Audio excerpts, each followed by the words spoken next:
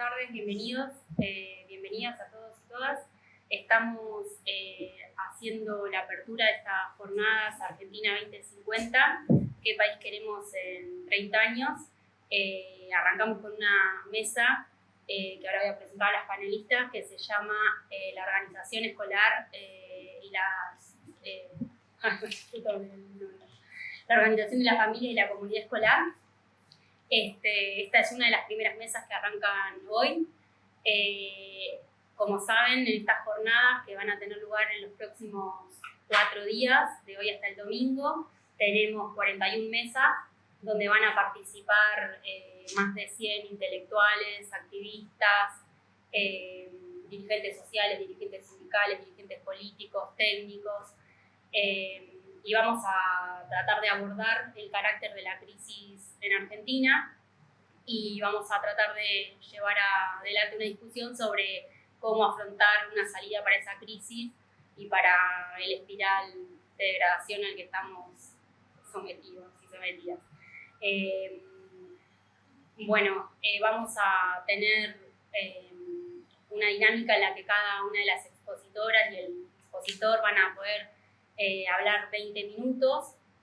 Tenemos que ajustarnos con los tiempos porque si se atrasa esta mesa se atrasa todo, así que con eso me voy a tener que poner exigente. Les paso a presentar a las compañeras que van a exponer. Tenemos, en primer lugar, va a hablar María José Navallas, que es investigadora de CONICET y cofundadora de la agrupación Padres Organizados de la Ciudad de Buenos Aires. Después va a hablar la compañera Débora Vasallo. Débora es licenciada en Sociología, presidente de la Asociación Cooperadora Florentino Meguino y miembro cofundador de Cooperadoras Organizadas. Y Nicolás Grimaldi, en último lugar. Nicolás es docente, delegado del CENS 53, sociólogo, doctor en Historia, becario de CONICET, y militante de la Corriente Nacional Docente Conti Santoro y de Vía Socialista. María José, si querés empezar. Solo una pequeña aclaración, digamos que si bien los inicios de Padres Organizados ya fines de agosto, principios de septiembre del 2020, empezó con un grupo de padres que teníamos hijos escolarizados en la Ciudad de Buenos Aires. Bueno, sobre eso después se fue ampliando, se fueron armando grupos similares en diferentes lugares del país. Y bueno, en el momento, digamos, de mayor ebullición, de mayor, la situación más dramática del cierre de las escuelas, había grupos activos en casi todas las provincias, ¿no? Bueno, hoy la realidad es que han quedado, digamos, una vez resuelto el tema de la presencialidad, no tiene esa dimensión, pero sigue funcionando como red federal y actualmente, puedo comentar un poquito más de esto, tenemos una alianza con otros referentes educativos, digamos, con diferentes tipos de experiencias en el tema de educación. Seguimos manteniendo este funcionamiento federal. Digamos, no nos interesa solamente centrarnos en la situación de la Ciudad de Buenos Aires, sino que la vocación es mantener la mirada federal, ¿no? Entonces, decía que los inicios de esta agrupación, que no existen los términos formales, no somos una asociación civil, no conformamos una agrupación en el estilo más tradicional, sino está armada sobre redes, ¿no? Sobre las redes sociales. No voy a abundar sobre eso, todos creo que conocemos más o menos el funcionamiento, pero digo, no tenemos una estructura formal ni de autoridades, sino simplemente madres, sobre todo madres mujeres y algunos padres que siguen involucrados en el tema.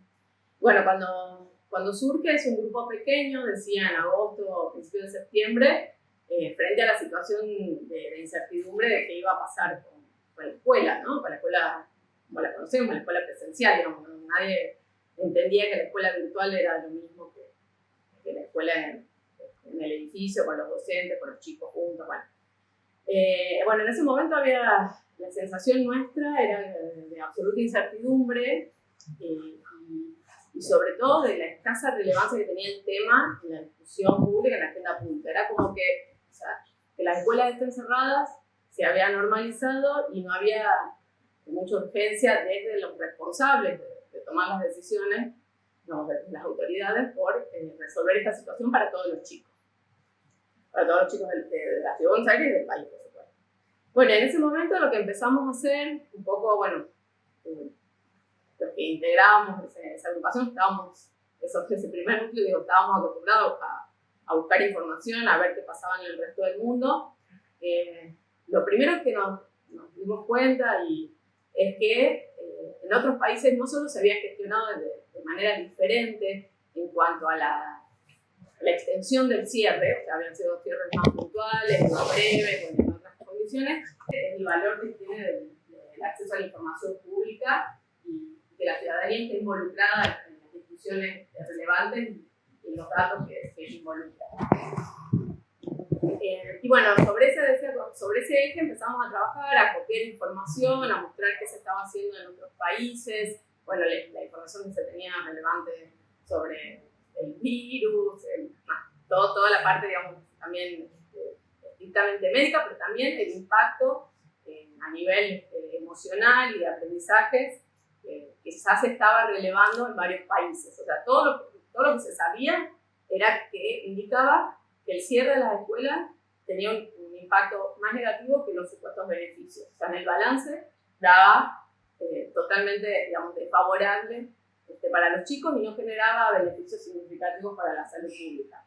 Entonces, bueno, con este acopio de evidencia empezamos a interpelar y a tratar de dialogar con las autoridades en los diferentes distritos, algunos con más suerte que otros, y creo que básicamente se trató y se sigue actualmente tratando de un ejercicio de ciudadanía, ¿no? de buscar información, organizar argumentos y debatir sobre esa base con las autoridades o con los responsables de las políticas públicas, que en ese momento era el tema particularmente de la no presencialidad.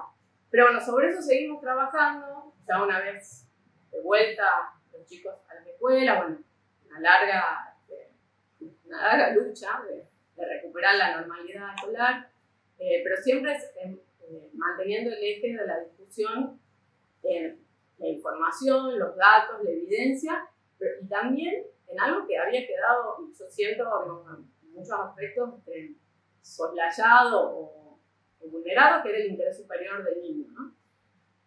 No se había considerado en el diseño de las políticas públicas para la gestión de la pandemia algo que está presente en cuanto a ley, en cuanto a convenios y tratados internacionales reconocidos por la Argentina, que es el interés superior del niño. Y que excede, por supuesto, claramente el derecho a la educación, pero el derecho a la educación es vital.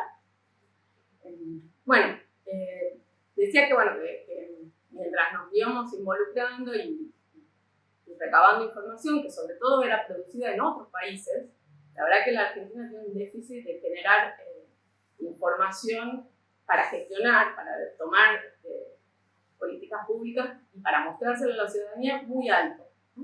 Entonces lo que veíamos que el impacto de mantener primero las escuelas cerradas y después, bueno, esta semipresencialidad con todas las restricciones que había, no solo impactaba a nivel de los aprendizajes, se estaban perdiendo aprendizajes y los chicos estaban quedando rezagados, sino también a nivel emocional y psicológico. Y esto además, en el caso de nuestro país, impactaba en un escenario previo ya malo, ¿no? ya conocidamente malo en cuanto a lo que revelaban, digamos, las diferentes pruebas estandarizadas que se iban tomando. Las evaluaciones muestran que la Argentina, digamos, ya previo a la pandemia, venía retrocediendo en los estándares o en los niveles que había alcanzado en los niveles educativos, a pesar de que había ampliado la cobertura, que tenemos leyes de avanzada en cuanto a la obligatoriedad, la cantidad de años obligatorios y una ley nacional sancionada en 2006 que si la miramos es una maravilla porque reconoce muchísimas cosas y obliga al Estado a comprometerse en muchos aspectos sensibles de educación, pero cuando vemos lo que pasa en la realidad, bueno, hay una brecha muy grande entre lo que dice la ley y lo que el Estado, cuando digo Estado, me refiero a Estado nacional, Estados provinciales, creo que nadie se salva acá del incumplimiento de lo que dice esa ley, a nivel presupuestario, a nivel de cobertura, a nivel de formación docente, muchísimos aspectos centrales. Bueno, decía que entonces, bueno, nos dábamos cuenta que el impacto no iba a resolverse, los efectos negativos no se van a resolver con la vuelta a la presencialidad y la recuperación de la normalidad escolar, sino que la herida que iba a quedar sobre los chicos y sobre las familias iba a ser profunda. Y yo creo que en ese momento, un poco de manera no explícita, nos dábamos cuenta que había que seguir. Entonces, por eso, al día de hoy seguimos actuando y activamente en las redes y tejiendo, como decía, acuerdos y alianzas con otros actores relevantes del sistema educativo, entre ellos especialistas en educación, o organizaciones como Argentinos por la Educación, que participamos el año pasado en el Encuentro Nacional de Familias, y todo con la sensación de que el diagnóstico es muy claro. O sea, el diagnóstico desde lo mal que está la educación, lo tenemos todos más o menos incorporados. Nadie se jactaría de decir que la educación en la Argentina está bien, pero la disyuntiva es qué hacer, ¿no? O sea, desde el lugar que cada uno le compete. Bueno, nosotros no estamos en el lugar de la toma de decisiones. Entonces, nuestro aprendizaje, en la pandemia, mostrando información, compartiéndola en redes de la manera que sea lo más, que haya la mayor llegada posible a la ciudadanía. Bueno, eso nos dio como una experiencia, una expertise, ¿no?, para seguir con esto, pero la sensación es que no es suficiente, porque, replicamos o mostramos muchos datos. Sin ir más lejos, hoy se publicó un informe, ¿no?, sobre la situación de las trayectorias en la primaria, con resultados realmente muy preocupantes, que no son del todo desconocidos, pero verlo así bien puesto con tanta claridad y contundencia, creo que a nadie deja de impactar. Entonces, uno se pregunta, ¿qué hacer? Y la respuesta nuestra es que no hay, desde el lugar que nos toca a nosotros como ciudadanía, como organización de la sociedad civil, es hablarnos entre nosotros, o sea, buscar que la gente realmente, no solo los padres, porque no siento que sea solamente un problema que afecte directamente a los que tenemos hijos en edad escolar, ni a los que tenemos hijos en escuela privada o en escuela pública, sino que nos afecta a todos. Es que la demanda sea cada vez más potente, porque si depende solo de la voluntad de los responsables, los tomadores de decisión, la situación va a seguir igual, porque está clarísimo, lo digo en primera persona, ¿no? O sea, me hago cargo de lo que digo, está clarísimo que para la inmensa mayoría de la dirigencia, la educación no es un tema que mueva la aguja para juntar votos, para instalarse en los medios o para tener un papel relevante. Entonces, me parece fundamental participar de los espacios como de discusión, de encuentro, de buscar otros interlocutores para, aunque tengamos miradas diferentes en algunos aspectos, pero creo que honestamente tenemos este compromiso y esta demanda, esta sensibilidad por una demanda que es urgente y que no podemos seguir soslayando, ¿no? Entonces, esa es más o menos mi idea de lo que quería compartir con ustedes. Bueno, buenísimo. ¿Estás cómoda ahí para pasar la...? Sí. Bueno, en primer lugar agradecerles la organización de las jornadas, o sea, más allá de este tema en particular, empezar a pensar los problemas, empezar a pensar soluciones en el mediano plazo es un avance. No quedarnos con un análisis coyuntural y en realidad con cuestiones abstractas, sino empezar a pensar qué podemos hacer para poder abordar diferentes problemáticas sociales. En el caso, digamos, del abordaje que yo le voy a dar al tema de la mesa, que es la organización de las familias y la comunidad escolar, es ¿para qué la organización de las familias en la comunidad escolar? En primer lugar, partimos de la pandemia porque en realidad durante el 2020, la última parte de 2020, se produce una emergencia mediática de las familias en torno a la presencialidad. Y se plantea como hecho nuevo la preocupación de las familias por la educación de los chicos. Y ese planteo de hecho nuevo da la sensación, o en realidad se plantea como que antes existió un vacío participativo familiar y a partir del pedido de presencialidad o de la reacción ante la prolongación de la virtualidad, emerge un nuevo actor que plantea y que pugna por la educación y por la calidad educativa. A medida que se va recuperando la presencialidad, ya en 2021, el eje se modifica desde estos grupos que se manifiestan por la vuelta a la presencialidad, hacia da el viraje hacia el tema de la calidad educativa. Y en realidad se asocia el problema de la calidad educativa a dos problemáticas, que por ahí son las más relevantes o las más citadas. El tema del adoctrinamiento como un emergente de la baja de la calidad educativa o la crisis de la calidad educativa. Y otra es la presencia de los sindicatos como aquel actor social, aquel actor colectivo que genera los mayores problemas.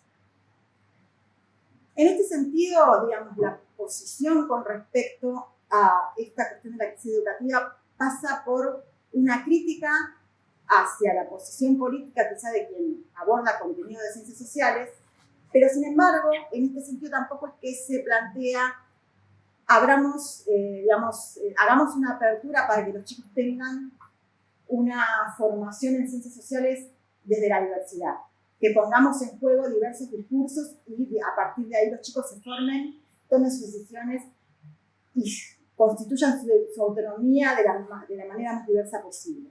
Esto no parece ser la situación, sino que en realidad lo que se busca es reemplazar un discurso por otro, lo que digamos, limita la calidad de la educación, ya que no tenemos acceso a las diferentes perspectivas, a las diferentes miradas.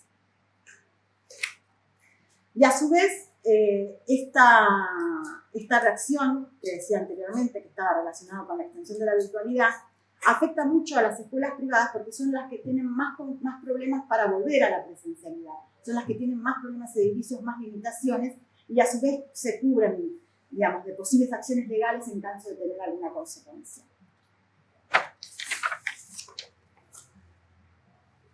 Siempre pensando desde la mirada mediática, desde la forma en que se presentó el tema en los medios no kirchneristas, se planteó este emerger de las familias como una primavera participativa. Las familias quieren empezar a involucrarse en la educación, algo que antes no pasaba. Ahora bien, el tema es que este emerger de las familias se constituye como un espacio de denuncia, no hay apertura al diálogo por fuera de una determinada perspectiva y tampoco hay propuestas superadoras.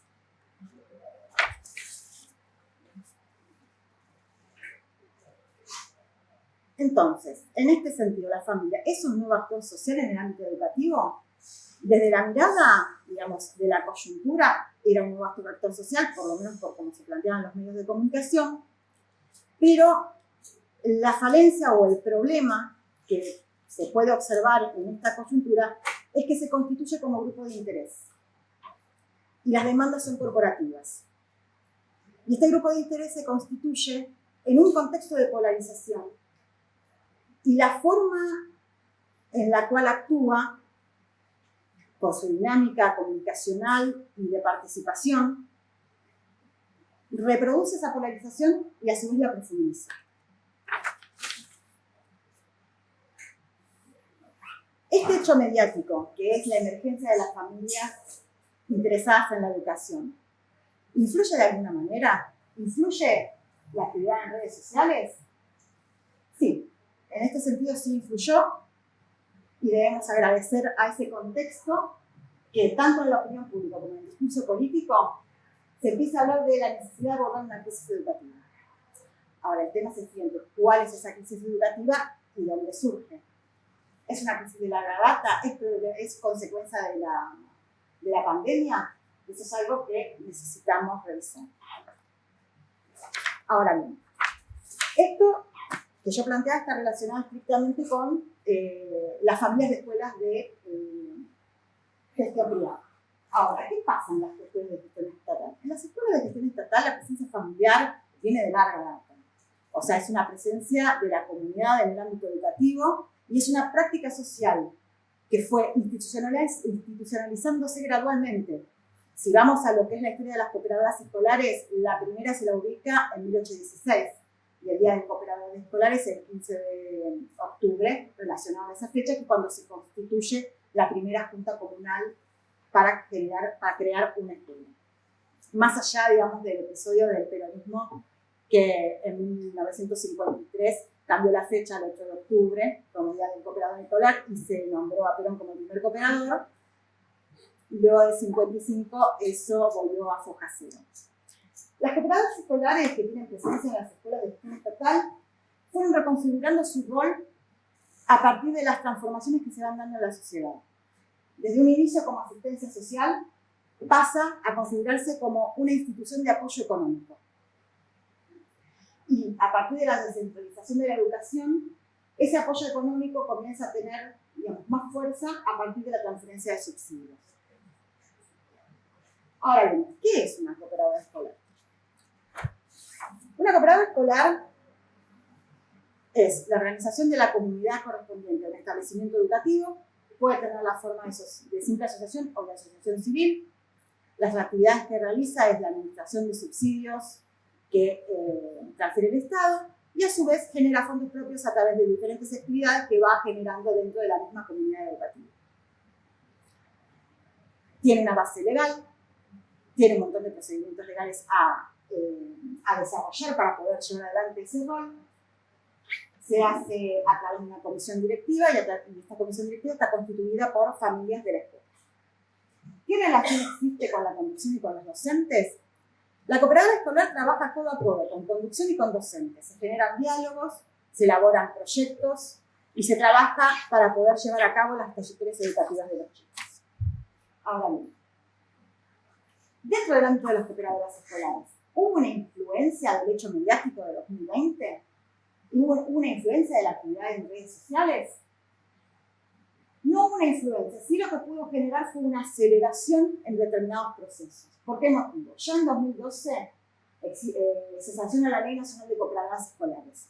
Esta ley nacional lo que le da es una entidad legal mucho más fuerte, pero la falencia que tiene la Ley de Cooperadoras Escolares a nivel nacional es, por una parte, hacer responsable a la cooperadora del mantenimiento edilicio y de parte de las obras de infraestructura, y por otro lado, plantea la participación de conducciones y docentes dentro de la cooperadora escolar. En ese sentido, desde los cooperadores escolares lo que hacemos observación, o una parte en realidad de los cooperadores escolares, lo que observamos es que existe una sobrerepresentación docente en el caso de que estas estén constituidas por docentes. ¿Por qué motivo? Porque el argumento por el cual se sanciona esta ley es democratizar la educación para, digamos, profundizar ciertas reformas que se hicieron en la Ley Nacional de Educación, pero como ya la Ley Nacional de Educación está, digamos, ya atribuye a los docentes y a las conducciones determinadas tareas y determinadas competencias dentro de la escuela, también genera un espacio dentro de la cooperadora escolar sería limitar la participación de las familias. Además, digamos, genera las condiciones como para que sea más fácil que el docente sea parte de la cooperadora y no una familia, que es bastante complicado que se sumen a esta iniciativa. Después, en 2019, tenemos otra reforma. Se crea la Secretaría de Cooperación Educativa dentro del Ministerio de Educación, ya en el gobierno de Alberto Fernández, y por otro lado, dentro del Ministerio de Educación de la ciudad, se genera el FPEAC, que es una serie de subsidios que lo que buscan es que conducción con cooperadora escolar desarrollen proyectos que generen mejoras en el espacio educativo. Como les decía anteriormente, ya sí, a partir de la pandemia se produce una aceleración en la reforma, no solamente por la cantidad de cambios que se producen, sino por el tipo de cambios que se producen, por la profundidad de los cambios. En 2020 se crea la Dirección de Articulación de la Sociedad Civil dentro del Ministerio de Educación a nivel nacional y posteriormente se genera un espacio específico para cooperadoras escolares. Después, dentro del marco en 2021 del programa Volver a la Escuela, se crea también el programa Cooperar, donde existe transferencia de subsidios estatales hacia las cooperadoras escolares para que garanticen la vuelta a la escuela de los chicos que dejaron la escolaridad durante la pandemia. Otro tema que también va a incluir en 2021 es el tema de que la IGJ genera un estatuto tipo inmodificable para cooperadoras escolares, lo que ya habilita al registro IGJ de las cooperadoras. Ya después, en 2022, desde el Gobierno Nacional se produce la modificación con la creación de RENACOPES, que es el Registro Nacional de Cooperadoras Escolares, lo que da un marco legal mucho mayor a las cooperadoras. Y el mayor cambio en lo que refiere a la Ciudad de Buenos Aires es la Ley de Cooperadoras Escolares de la ciudad. Ahora bien, en cuanto a lo que es la Ley de Cooperadoras Escolares de la ciudad, si bien tiene muchas cosas muy interesantes, como por ejemplo la determinación de la cooperadora como representante natural de las familias dentro de la comunidad educativa, se incluye en la planificación del proyecto escuela y también se la incluye dentro de lo que son el desarrollo de las normas de convivencia al interior del establecimiento educativo. Tiene algunas falencias también, ya que sigue manteniendo la competencia de mantenimiento de infraestructura dentro de las cooperadoras. Si bien no es exclusivo de la cooperadora, sigue manteniendo la posibilidad de. Ahora bien, ¿por qué me centro dentro de lo que es la escuela de gestión estatal? En primer lugar, porque el 79% de los establecimientos educativos a nivel nacional son de gestión estatal. Solamente el 21% son de gestión privada. Esto es a nivel nacional, teniendo en cuenta todos los niveles en donde existe la potencialidad de participación familiar. Por eso no tomé las escuelas de adultos ni formación profesional. Por otra parte, si vamos a nivel inicial, tenemos un 77% de establecimientos educativos de gestión estatal y el 64% de estos establecimientos tienen cooperadora escolar. En nivel primario, el 83% de los establecimientos son de gestión estatal y el 71% de estos establecimientos tienen cooperadora escolar. En nivel secundario, el 71% son de gestión estatal y el 51% tienen cooperadora. Ahora bien, pensando en la cooperadora escolar y a partir de el problema, digamos, a abordar dentro de esta mesa. La primera pregunta sería si las cooperadoras escolares o si las familias, en tal caso, somos parte de la comunidad educativa o de la comunidad escolar. Y creo que, digamos, el punto más importante pasa por esta cuestión, porque en realidad la mayor cantidad de conflictos dentro de las escuelas se producen a partir de esta confusión. Tanto desde el Gobierno Nacional como desde el Gobierno de la Ciudad de Buenos Aires se plantea a la participación familiar y a la participación de la cooperadora escolar como miembro integrante de la comunidad educativa. Y para mí, en ese sentido, es un error. Es un error porque generan conflictos, ya que los padres quieren intervenir en aspectos en los que no tienen competencia y a su vez se generan conflictos bastante importantes con los docentes. Para poder, digamos, solucionar esta problemática, y que no tiene que ver estrictamente con las escuelas de gestión estatal, sino también incluso las escuelas de gestión privada, lo más importante sería empezar a plantear el concepto de comunidad escolar, empezar a delimitar lo pedagógico, empezar a reconocer la formación profesional de los docentes y empezar a pensar, cada vez que tomamos una decisión, si somos funcionales o no a un proyecto político partidario en particular. ¿Por qué motivo? Porque en realidad las cooperadoras escolares siempre son tenidas en cuenta cuando surgen coyunturas conflictivas. Las cooperadoras escolares fueron utilizadas para sostener la prolongación de la virtualidad, fueron utilizadas para, solicitar, para, en realidad, fueron utilizadas para presionar para la presencialidad, fueron utilizadas para garantizar condiciones sanitarias dentro de las escuelas, y eso es algo que es necesario revisar. Ahora bien, dentro de este contexto y dentro del análisis que vengo realizando desde hace un tiempo, no solamente como miembro de una cooperadora escolar en particular, ni como miembro de cooperadora escolar dentro de la ciudad de Buenos Aires, sino también teniendo en cuenta la situación de todo el país, ya que participamos también de grupos de cooperadoras a nivel federal. El rol de la familia como miembro activo de la comunidad escolar pasaría por la recuperación de la escuela como espacio educativo. Más allá de que discursivamente o desde que intuitivamente las familias se planteen a la educación como aquella herramienta necesaria para que los chicos tengan un futuro, en realidad no sé hasta qué punto se tiene conciencia de qué implicaría que esto así fuera. Y para recuperar esta escuela como espacio educativo es fundamental reconfigurar la relación familia-escuela. Y reconfigurar la relación familia-escuela implica reconfigurar la relación de la familia con la reproducción y la familia con los docentes. En este sentido, esa reconfiguración que no implica volver a una situación anterior, sino en realidad pensar dentro del contexto actual crítico que está atravesando la educación, es cómo podemos trabajar las familias para poder recuperar la autoridad docente dentro del aula. En este sentido, creo que la familia como miembro activo de la comunidad educativa tiene ese rol, o sería recomendable que el rol fuera ese.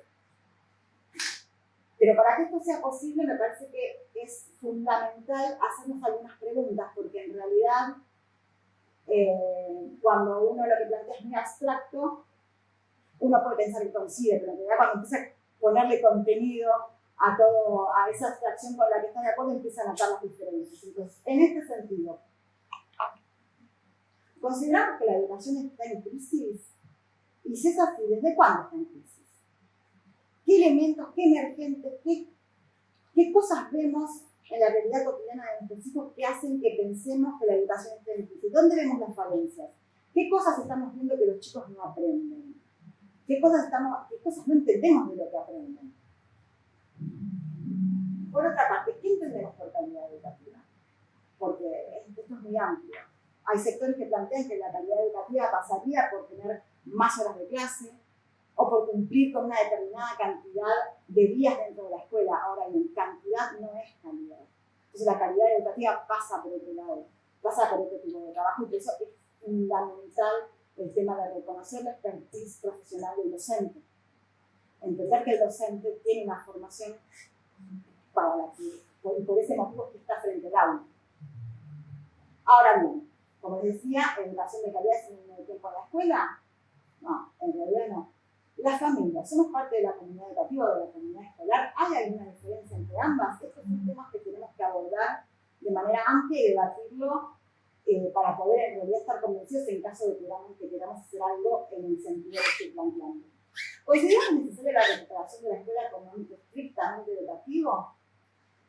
Y si esto, digamos, es así, ¿qué podemos hacer por toda esa recuperación? ¿Podemos hacer algo desde las familias para que se recupere la escuela como un ámbito estrictamente educativo y que no siga siendo una guardería social? Siguiendo con este sentido, ¿es primordial la recuperación de la autoridad docente en el aula? Y acá surgen varios problemas, no solamente con respecto a la autoridad docente para mejorar la educación de los chicos, sino que se encuentra atravesada por una serie de problemáticas relacionadas con las DEA. Durante la virtualidad, muchas familias que tienen hijos con DEAs pudieron brindarle un montón de herramientas alternativas, y estos chicos dejaron de sentir las limitaciones que tienen cuando desarrollan su trayectoria dentro de la escuela. Ahora bien, el problema surge cuando, luego de este periodo, las familias exigen que esas herramientas alternativas también las tengan en el aula. Entonces, ¿cómo hacemos para, digamos, recuperar la escuela como espacio educativo, para poder brindar a los alumnos con DEA alternativas para que se incluyan dentro de la escuela, pero a su vez que no afecten a los chicos que siguen, digamos, con el ritmo normal de aprendizaje. Ese es un tema que es absolutamente necesario tratar y es donde más conflicto se genera dentro de las familias en cuanto a la relación con los docentes y en cuanto a la relación con las condiciones. Y relacionado con este tema también está la pregunta de si tenemos claro a qué nos referimos cuando hablamos de lo pedagógico, porque en realidad mucha idea no tenemos. Entonces, ¿cómo hacemos para poder delimitar campos de acción? ¿Qué cosas podemos hacer las familias y qué cosas no? O sea, ¿por qué una familia tendría derecho a objetarle al docente algo que está enseñando? A lo sumo podemos plantear una alternativa. Si no estamos de acuerdo con una mirada, podemos solicitar una mirada alternativa que vayan en conjunto, pero no podemos deslegitimar al docente. Y esto se percibe permanentemente dentro de los grupos de familias. Por eso es que viene la siguiente pregunta. ¿Estamos dispuestos a aceptar mayores exigencias hacia los alumnos? Y además hacia las familias como adultos responsables. Ahí está la cuestión. O sea, ¿vamos a aceptar que a mi hijo lo aplacen? ¿Yo voy a decirle a mi hijo seguir las directivas del docente, tratar de esforzarte un poco más, o voy a responsabilizar al docente de que mi hijo no aprenda? ¿Cómo logramos establecer acuerdos que nos permitan el trabajo conjunto? Esas serían las preguntas que tendríamos que trabajar y que tendríamos que pensar juntos para poder recuperar a la escuela como espacio educativo, para poder volver a tener al docente como autoridad al frente del aula y para entender cuál sería el sentido de que las familias se encuentren insertas en la comunidad. Bueno, muchas gracias. Muy bien el tiempo. Ahora sigue Nicolás. Bueno. Después arrancamos con las rondas de preguntas y comentarios. Bien, bueno. Voy a robarte el esquema de preguntas que hiciste a lo último, que me pareció digamos, muy... Para estructurar la intervención me parece que es importante. Solamente yo la voy a reducir a me parece 5 preguntas que me parecen que son las más importantes para pensar la educación hoy en día y poder, digamos, esbozar por ahí un poco algunas soluciones. Yo pensaba, digamos, 2 preguntas que serían cuáles son los problemas que pensamos que tiene la educación hoy en día, y otra pregunta, cómo nos gustaría que fuese la educación de acá a 20, 25 años. Yo creo que si esas 2 preguntas, digamos, todos y todas las que estamos acá presentes, y bueno, si ampliamos al resto de la gente que está viendo las jornadas y al resto de la gente que solamente esté transitando por la calle, más o menos va a responder lo mismo. Decimos, los problemas que tiene la educación es lo que ya sabemos, ¿sí? O sea, la reducción de contenido, las estadísticas que mencionaba recién María José, la aparición de ciertas situaciones que no tienen que ver con la escuela, con la violencia hacia los docentes, los problemas de infraestructuras y todas cuestiones con las cuales estaríamos de acuerdo. Lo mismo que si nos preguntásemos más o menos, digamos, qué nos gustaría, digamos, que fuese la educación de acá a 20, 25 años.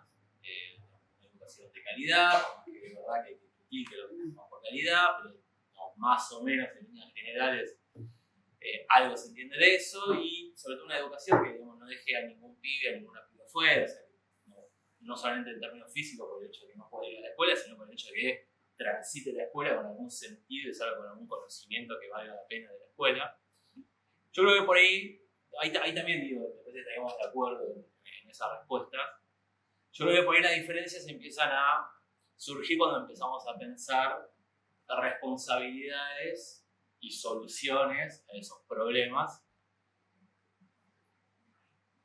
Y cuando empezamos a pensar responsabilidades, obviamente, digamos, surge la responsabilidad que le compete, digamos, al gobierno nacional, al kirchnerismo, por muchos factores, o sea, porque fueron los hacedores de la ley de educación nacional, porque en la época del menemismo fueron formando parte del menemismo, formaron parte de la ley de educación federal, porque fueron gobierno, digamos, la mayoría de los últimos años, porque controla la mayoría de las centrales sindicales, porque controla muchas de las seccionales, podemos extender hacia universidades, y entonces ahí también estaríamos de acuerdo, digamos, en la responsabilidad del gobierno nacional. a mí me parece que cuando tenemos que empezar a pensar en las responsabilidades, y algo que creo que lo había dicho María José, que decía, bueno, digamos, en última instancia, digamos, a ningún gobierno le termina importando del todo, digamos, la cuestión de la educación. Al mismo tiempo aparece esta idea de que es un problema que afecta tanto a escuelas públicas como a escuelas privadas, ¿no? O sea, la intervención fue más sobre la escuela privada, pasó más sobre la escuela pública, y los problemas que se identificaron fueron bastante similares. Entonces, digamos, yo hoy me ponía a pensar, sobre todo, digamos, porque yo soy docente, me desempeño en la ciudad de Buenos Aires desde hace 5 o 6 años, trabajé poco tiempo en provincia de Buenos Aires, pero sobre todo me desarrollo acá, trabajo a su vez en todas las áreas, y uno empieza a pensarse, bueno, ¿cuál puede ser la alternativa que hoy por hoy la oposición, digamos, que se nos presenta como la oposición más importante, por lo menos por ahora, al gobierno nacional, que incluso también ha sido gobierno, que ha controlado, digamos, pedazos del Estado en los últimos años? Y uno se pregunta, bueno, ¿cuál es la política que se propone? O sea, ¿cuál es la estrategia que se da, digamos, en términos políticos, digamos, la oposición, sobre todo en el caso del gobierno de Cambiemos?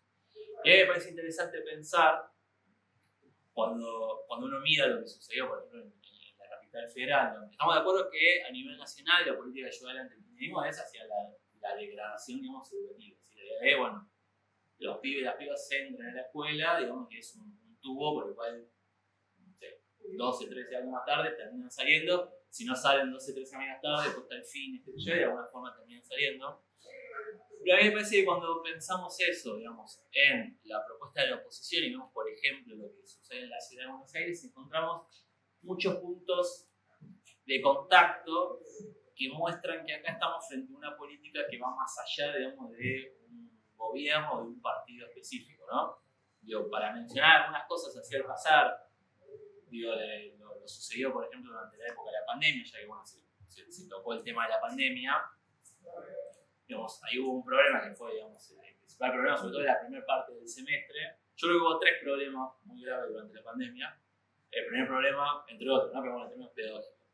El primer semestre para mí fue el tema de la no entrega de equipos, digamos. En realidad eso se extendió durante toda la pandemia, pero bueno, el primer semestre fue como lo más duro de, digamos, la no entrega de equipos, digamos, ni por parte del gobierno nacional, ni por parte de, digamos, los gobiernos, del gobierno de la ciudad en este caso, a estudiantes, digamos, incluso el mismo personal docente que no tenía acceso a algún tipo de conectividad como para poder desarrollar las actividades, y nos encontrábamos siempre con el mismo problema, ¿no? Profe, tengo un solo celular, somos 5, viene mi papá del laburo, qué sé yo.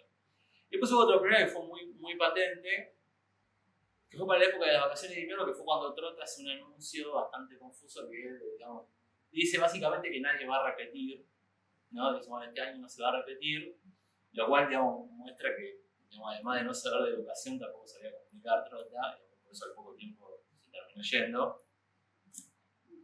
Y un año después. Claro, bueno, no fue tampoco. Bueno, duró un poquito más, y yo registraba, pensé que había sido más cerca. Pero el otro efecto que sucedió ahí fue cuando recortan el IFE, así que el gobierno nacional, a partir de que empiezan a abrirse ciertas ramas, se empieza a recortar el IFE. Y algo que nos pasó mucho, o sea, a mí por lo menos me pasó en la gran mayoría de mis cursos, que mis cursos se vaciaron porque los pibes y las pibas se iban a buscar laburo, porque, digamos, los padres se habían quedado sin laburo en la cuarentena, entonces muchos de los pibes tenían que salir, digamos, a trabajar y tenían que dejar de lado sus estudios. Y a pesar, digamos, de la cantidad de informes que tuvimos que hacer los docentes durante ese tiempo para poder identificar la situación de cada uno de los pibes y las pibas, no hubo, digamos, ninguna política del gobierno de la ciudad en ese momento para tratar de contener a los pibes que puedan continuar sus estudios, ¿no? Entonces, ahí, digamos, hubo como un comportamiento común, lo que fue, digamos, el tema de la educación durante la cuarentena. Y después, digamos, más acá uno empieza a ver lo mismo con, por ejemplo, esta unidad pedagógica que se armó entre el primer año y segundo año de la secundaria, donde vos podés llevarte todas las materias del primer año de la secundaria y de alguna forma que no está muy clara, porque tiene que hacer algún bache que el docente encuentre, te va a hacer recuperar eso, con lo cual básicamente lo que te están diciendo es, mira, la mitad de la secundaria la vas a poder transitar sin haber aprobado todos los contenidos básicos. El intento de implementar, sobre todo en la escuela secundaria, la evaluación colegiada por rúbrica, es decir, reemplazar la evaluación por contenidos, reemplazarla por una evaluación, digamos, de rúbrica y empezar a evaluar habilidades.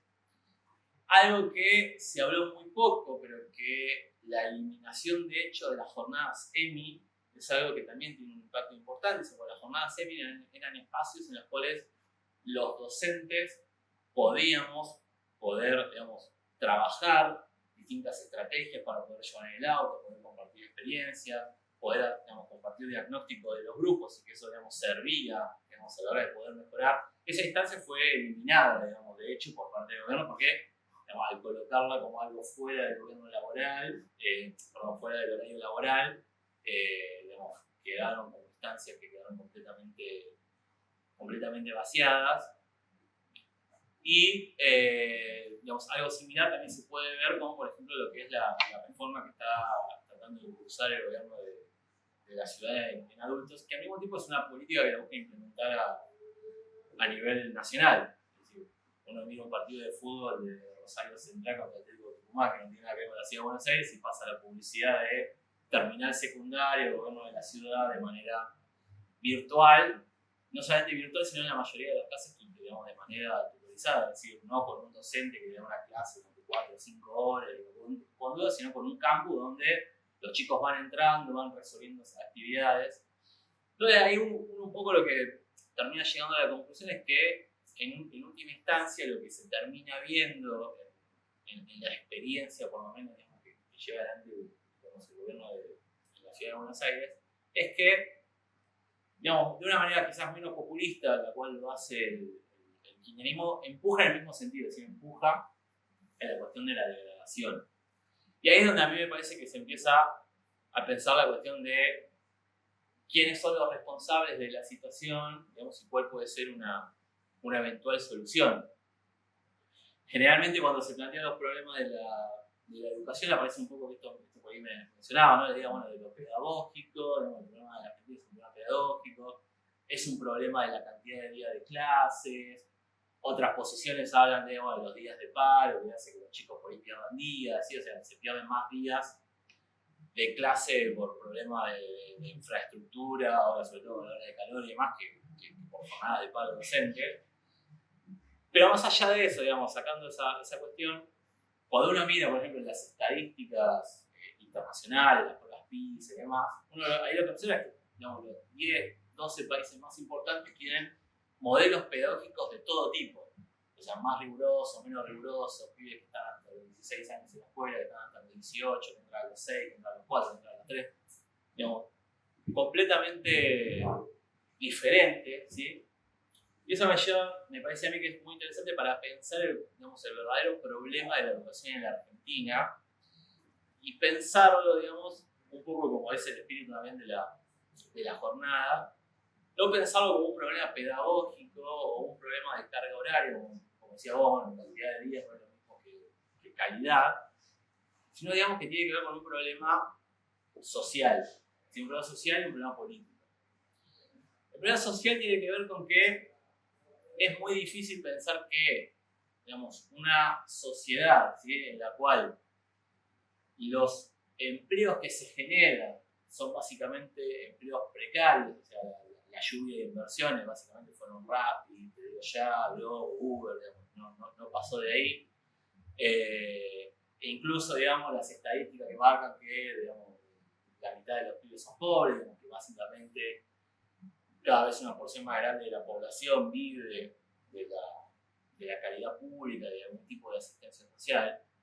Es muy difícil pensar que una sociedad con esas características pueda generar una educación de calidad, por más que busquemos, digamos, la vuelta pedagógica, la extensión del calendario y lo que se busque. Es muy difícil pensar que una sociedad con esas características necesite una mano de obra, digamos, o una escuela como nos gustaría a todos, es decir, calificada, científica, universal, nacional, es decir, que todas las escuelas enseñen lo mismo, no que digamos, cada provincia enseñe lo que va pudiendo enseñar en base a la descentralización educativa.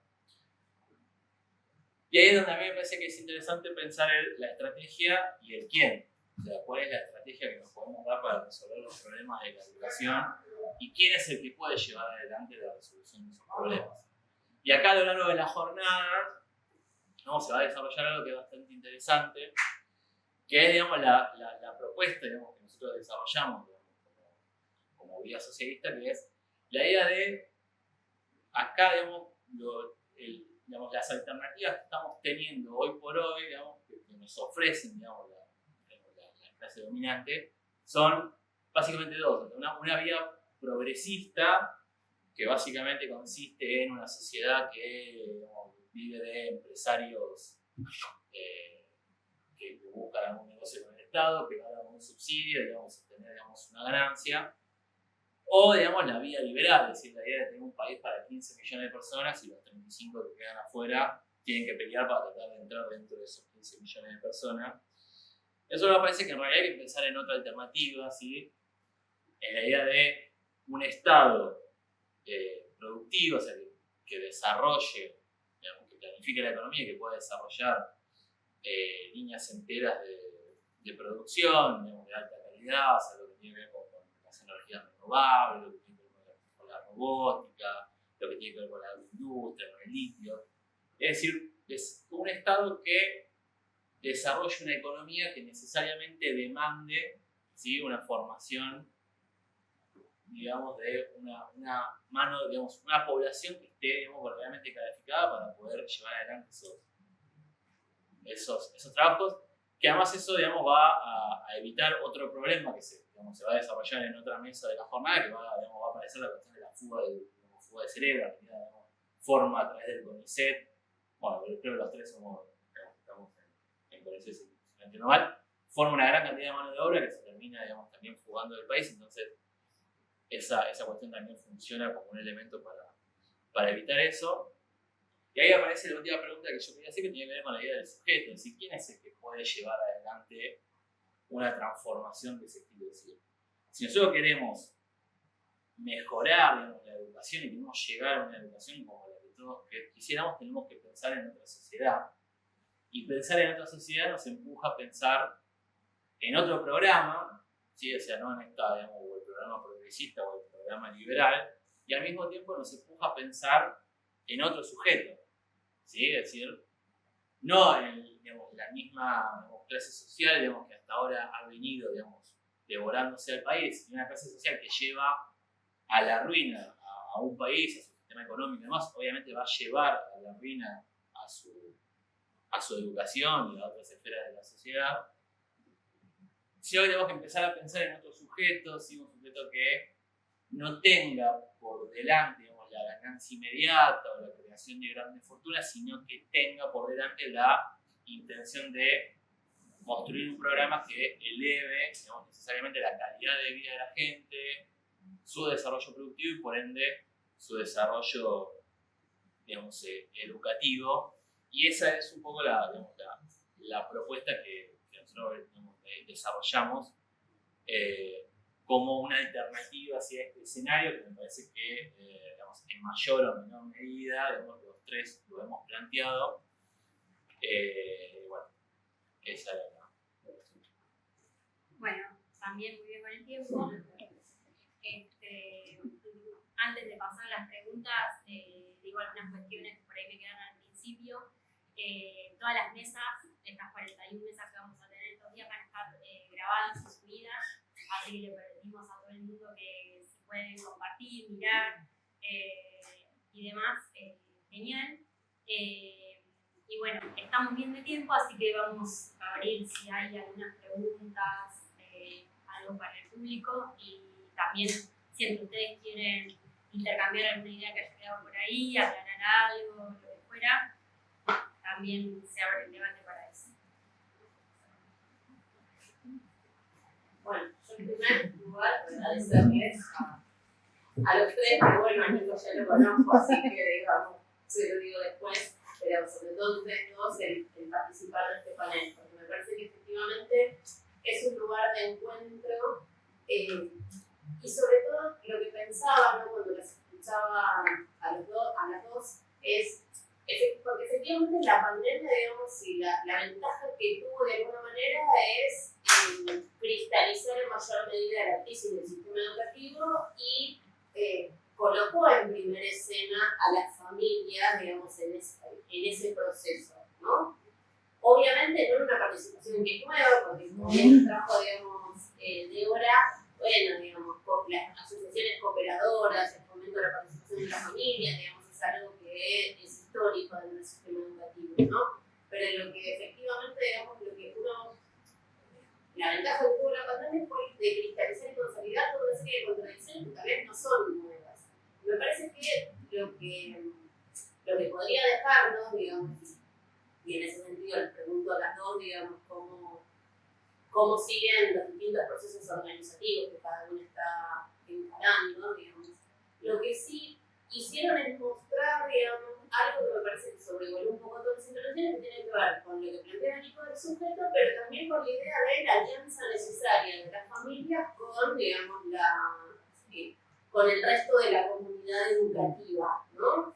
Y en ese punto, digamos, me parece que eso es algo que en general tenemos que verlo como una potencialidad, en tanto y en cuanto lo que nos va a permitir es precisamente el poder articular organizativamente, pero también, digamos, el poder complejizar la mirada, porque yo pensaba que, bueno, la verdad es que la crisis de la escuela no es nueva, indicadores tenemos un montón, o sea, la pandemia lo que hizo fue, bueno, es ese elemento que las familias en general entienden que ella está jugando algo valioso, si tengan el capital cultural educativo que tengan, digamos, saben que la escuela se juega algo importante y, digamos, la colocó frente al crudo abandono de todos los gobiernos de turno que efectivamente, digamos, abandonaron el hecho educativo a los recursos materiales, culturales de las familias, ¿no? Entonces ahí se vio muy claro esto de, bueno, ¿a quién le importa la educación?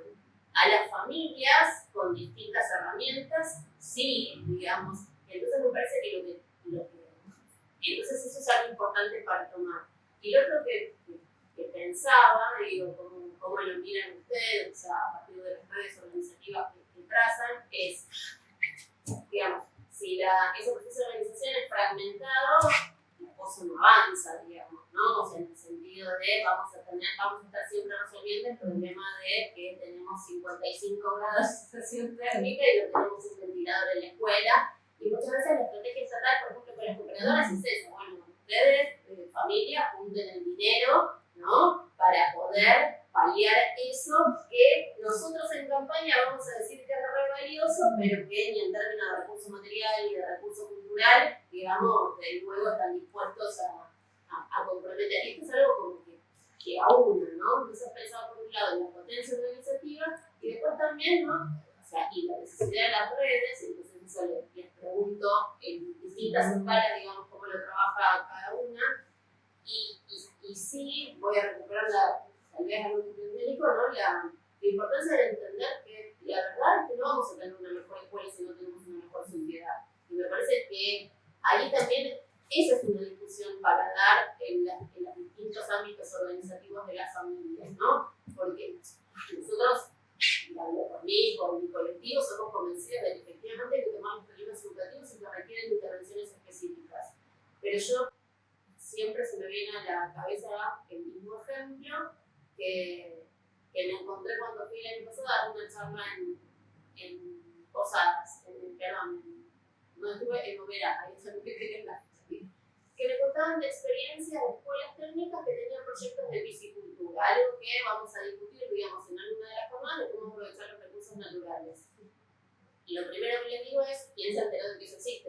¿No? O sea, en general no trasciende y no lo sabemos, y tiene que ver con esto, con que efectivamente, en la medida en que no tengamos un proyecto de país a nivel más general, esas experiencias que son aisladas, educativas, organizativas de las familias, no logran trascender, ¿no?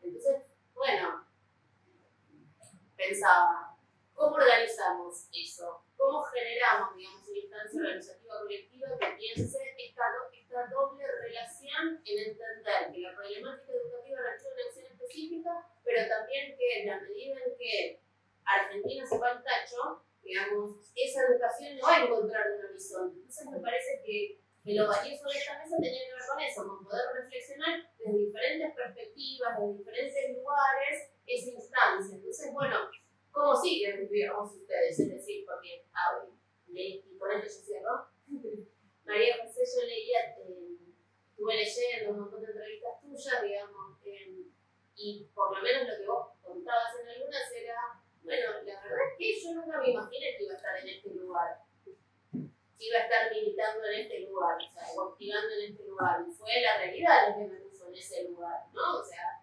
tenías otro lugar, otro espacio, digamos, de intervención, si vos querés, de vereda pública, digamos, tal de investigación, pero, digamos, fue la realidad la que te obligó a tomar ese lugar, ¿no? Entonces pensaba, bueno, ese lugar que se ocupa, ¿cómo sigue también? Sí. Bueno, ¿qué? Cuando estamos allá o esperamos otra. No sé, me parece que tal vez tienen preguntas entre ustedes. no, pero por ahí como somos pocos, pero vamos. Sí, Si no, el tema y van quedando. No, bueno, un montón de cosas, obviamente no voy a contestar a todas las cosas que planteaste, que hay cosas que me superan, me exceden. Pero bueno, primero voy a tomar esto que planteabas, que también lo dijo Nico, del tema del problema social, ¿no? O sea, qué sociedad tenemos, digamos, qué economía, qué tipo de empleos demanda, etc. Ahí me parece que es un poco, bueno, el huevo o la gallina, ¿no? No es que primero tenemos que tener un desarrollo, digamos, económico de un montón de sectores que están, o que no tienen perspectiva de desarrollo, o que están accidentas, digamos, empezando, y que, bueno, tienen muchísimas trabas, y que habrá que ver si tiene que ser la función del Estado o del privado, impulsarlo, pero bueno, eso es la discusión, pero digo, si eso se desarrolla, y vos no tenés las personas formadas para ocupar los empleos, tampoco vas a poder impulsar nada. Digo, hay un caso más resonante que fue hace unos meses, no me acuerdo cuándo, que fue el Toyota, diciendo que no conseguía alguien, un perfil, digamos, de chicos jóvenes, bueno, que entre a trabajar. ¿Por qué? Porque el tipo de empleo, digamos, no era atractivo para los que ya tenían formación superior, o sea, terciaria o universitaria. Necesitaba graduados de secundaria, pero que sepan entender lo que leen. Entonces, y lo que tenemos, la realidad, digamos, más allá de las pruebas y todo lo que se pueda discutir sobre eso, es que una gran parte de los chicos que llegan a tener el título secundario no tienen las habilidades, las competencias, los contenidos que supuestamente está acreditando ese título, que termina siendo una estafa, básicamente, cheques sin fondo, ¿no? Entonces, bueno, ahí me parece que si bien creo que tienen que ir las cosas, son procesos que tienen que ir acompañándose, hay cuestiones específicas de la escuela y de la formación y cosas que se tienen que resolver a nivel escuela, que no tenemos que esperar a tener, no sé, el PBI de los países nórdicos o un país desarrollado, porque hay casos de países latinoamericanos con situaciones de entornos, digamos, de pobreza y de mucha vulneración de derechos de todo tipo, que han logrado que la escuela marque la diferencia.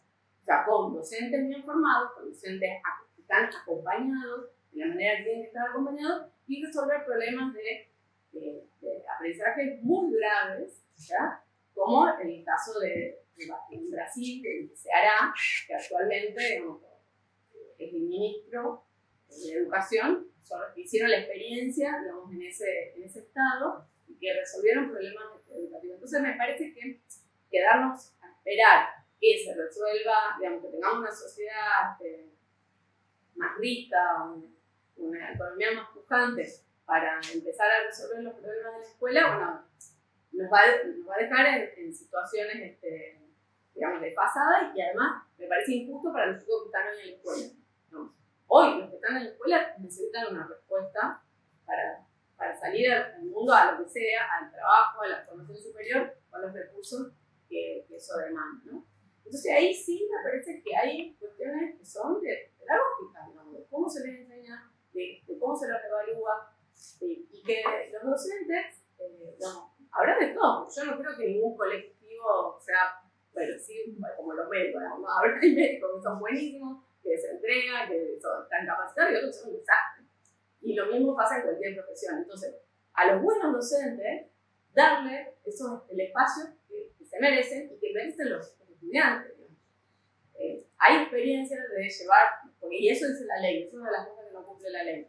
La ley desde el 2006 dice que las escuelas más vulnerables, las escuelas con peores desempeños en la escuela de aprendizaje, tienen que tener los mejores docentes. Eso no se cumple, ¿no? Entonces, la brecha se sigue agrandando.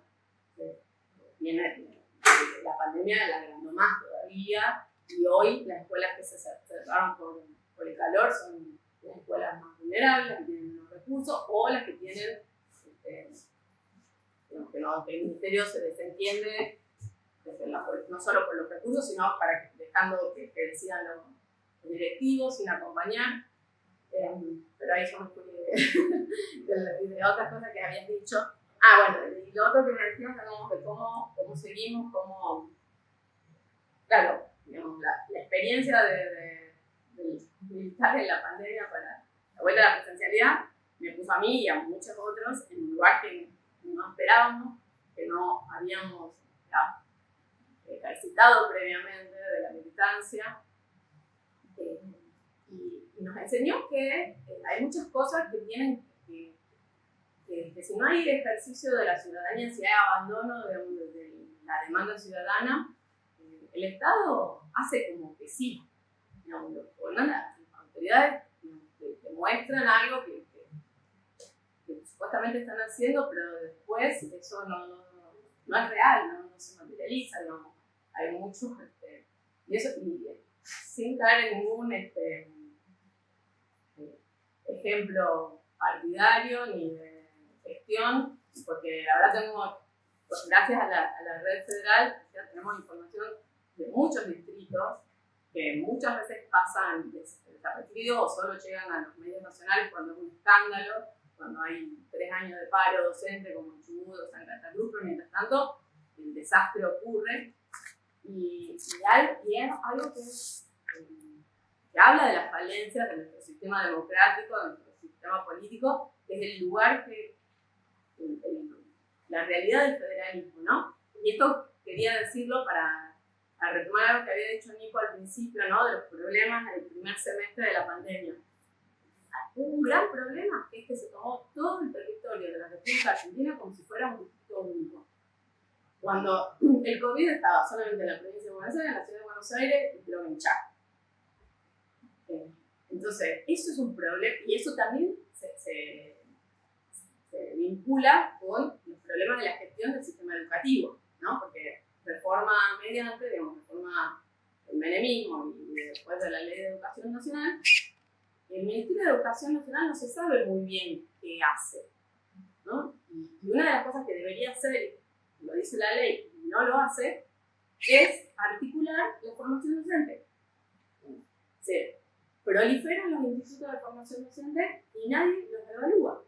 Y también son una estafa para esos estudiantes que se meten a formarse como docentes y no es equivalente la calidad de uno con la del otro. O la formación en la universidad. Bueno, y todo eso después repercute en el aula. Eso es un enorme problema, porque además ahí hay también acuerdos y pactos que no son transparentes, no se sabe. Hay acuerdos con institutos de formación docente que dependen de la iglesia, hay acuerdos que dependen de los sindicatos, y el Estado abandona, porque eso es abandono, porque eso es algo que marca la ley que debería ejercer la potestad sobre el control de la formación docente. Sin buenos docentes, buenos docentes en cuanto a la formación, y sin una carrera docente que los jerarquice, como decía Débora también, porque no solo se trata de que los padres respetemos a los docentes como la figura emblemática, ¿no? que todos recordamos históricamente, sino que el Estado los jerarquice con una buena carrera docente que los estimule a ser cada vez mejores y los estimule en todo sentido, no solamente monetario, sino también qué significa ejercer la docencia en el día a día, ¿no? Bueno, eso es lo que no sé si me olvidé algunas cosas importantes, pero esas son las cosas que se me ocurren a partir de lo que hemos comentado. Pero me decían, ¿cómo seríamos nosotros? Bueno, no, dijimos, les había dicho que teníamos como alianzas con gente, digamos, que viene trabajando en la educación, que ya especialistas en diferentes cuestiones, y puntualmente ahora lo que estamos haciendo para bajar a tierra estas cosas generales es un relevamiento del cumplimiento efectivo del calendario escolar en todas las jurisdicciones, en todo el país.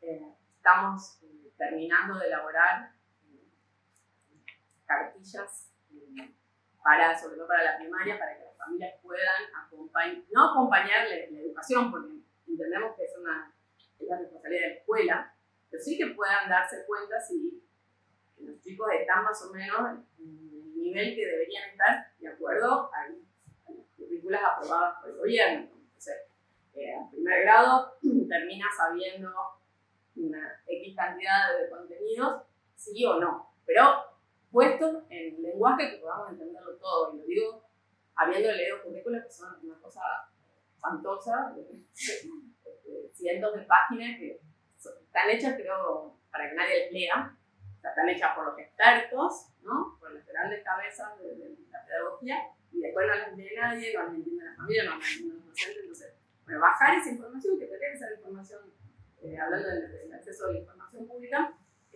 información manejable para las familias para que puedan involucrarse y demandar en los casos que no están siendo cumplidos ese contrato, ¿no? El contrato que vincula a familias con la escuela.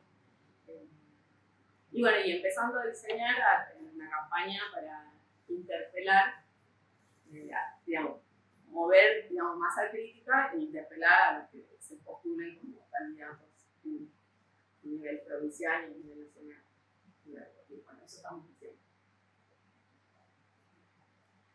Bueno, en mi caso, también como en el caso de Majo, yo también estoy en un lugar que no esperaba. En realidad, en 2018 me empecé a cuestionar por qué seguir trabajando ad honorem en la UBA, por qué estar en el CEIL ad honorem, y me preguntaron, mira, hace falta alguien en la cooperadora que tenga ganas de ser presidente, que se va a tener que hacer cargo de algunas cuestiones, y como estaba en esa disyuntiva, dije, bueno, ad honorem va a ser, vengo trabajando ad honorem, más allá de mi trabajo que me da ingreso monetario, que voy a probar. Y bueno, acá estoy. Así que estoy en un lugar que no esperaba. En un primer momento con una perspectiva que a partir de la convivencia en la escuela, con conducciones, con docentes, se fue transformando. En cuanto a lo que es la organización de las cooperadoras, por el momento no estamos trabajando el tema de la cuestión de la relación familia-escuela. En realidad es la primera vez que presento esto que vengo pensando hace rato y que en realidad me terminó de cerrar cuando vi el tema que convocaba la mesa, porque como uno, digamos, en realidad entiende las cosas a partir de la costumbre, de lo que le van diciendo, y a veces uno no piensa profundamente, en realidad para mí siempre era comunidad educativa.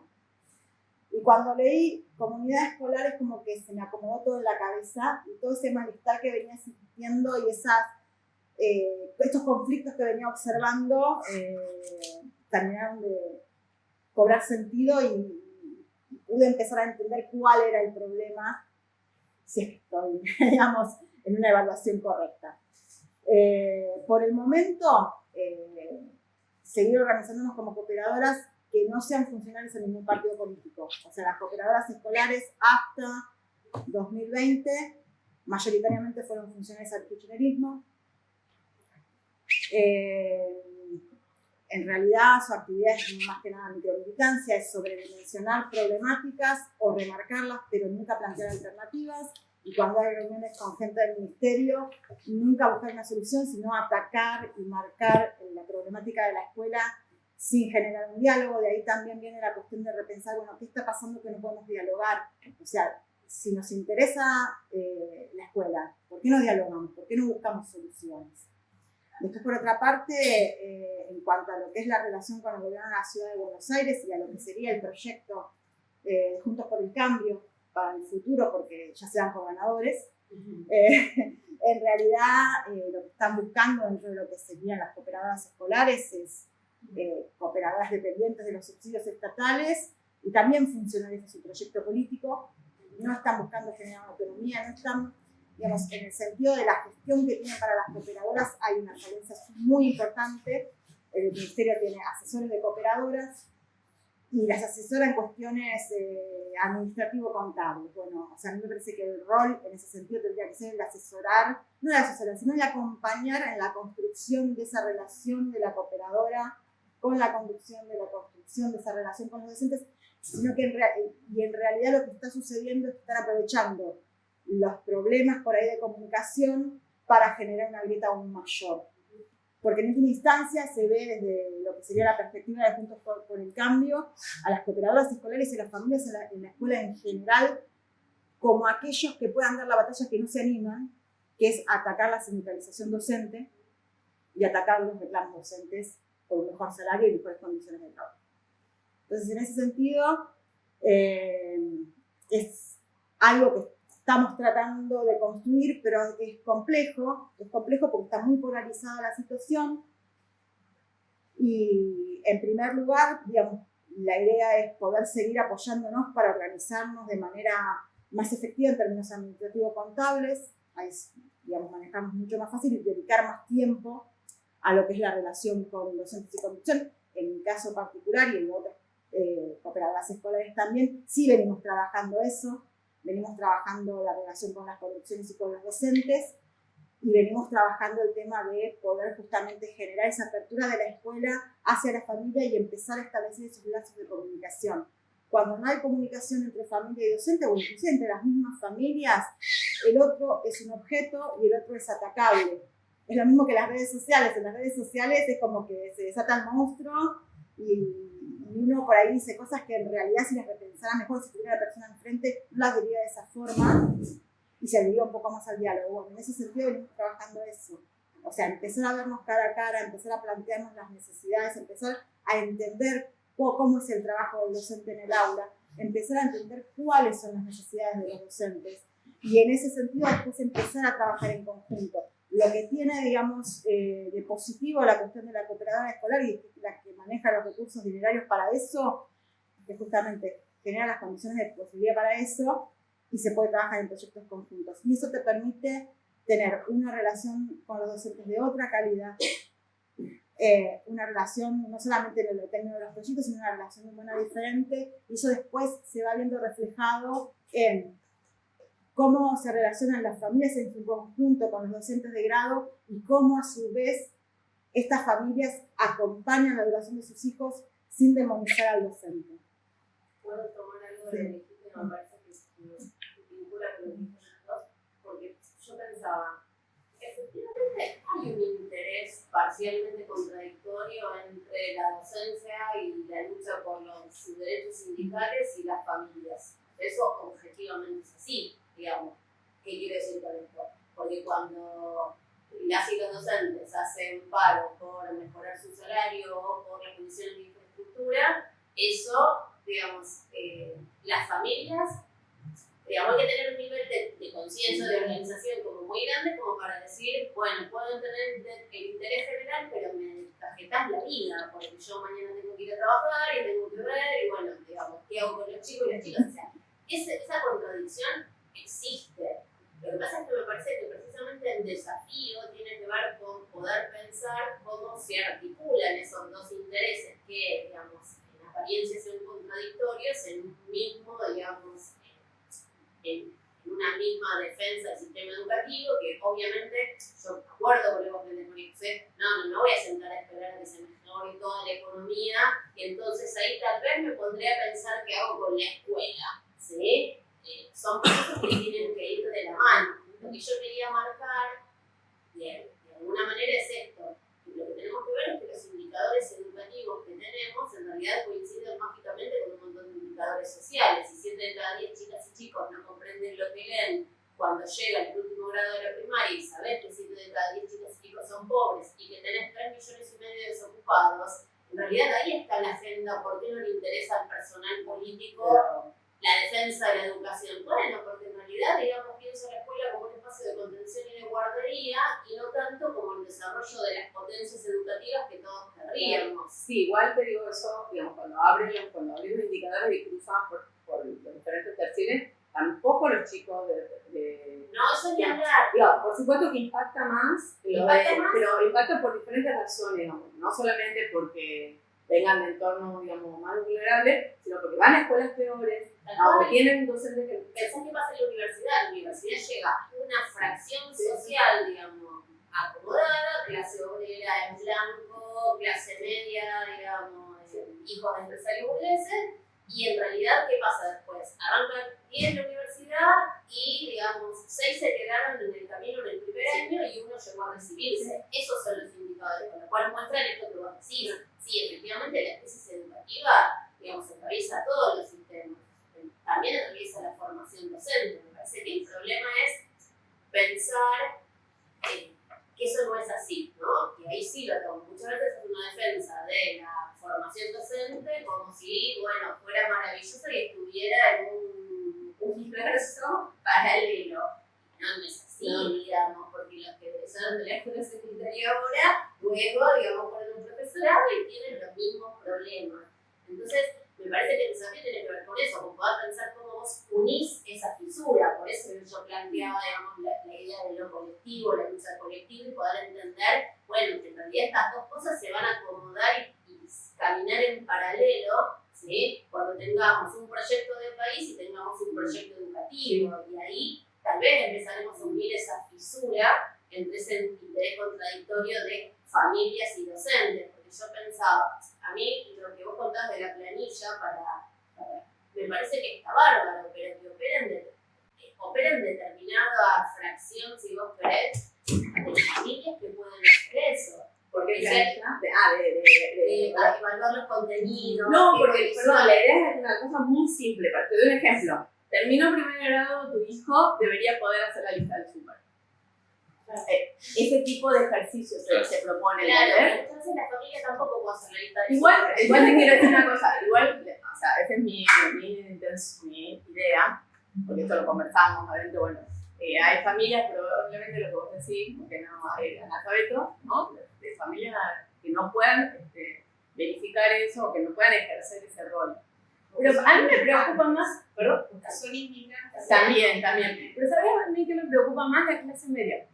Que cree que tiene resuelto el tema, digamos que, viste esas, estamos recontra conocidas esas encuestas que te preguntan, ¿cómo está la educación en el país? El 80% dice pésimo.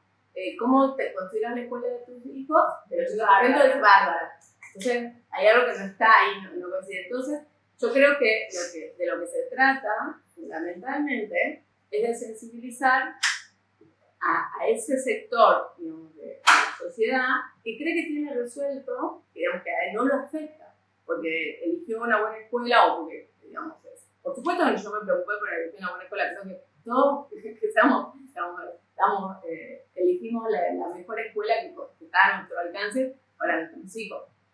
Pero asumir que esa escuela también tiene problemas, ¿sí? Aunque pague, aunque aparezca todo bonito, que también tiene problemas, es clave, digamos. Y además, entender que aunque a tu hijo le vaya bien, digamos, se va a crear, va a estar en una sociedad cada vez más fragmentada, más pauperizada, digamos, con niveles de marginalidad crecientes, y que lo que va a terminar haciendo es irse. O sea, nadie desea, digamos, partir la familia, que tus hijos se vayan el día de mañana.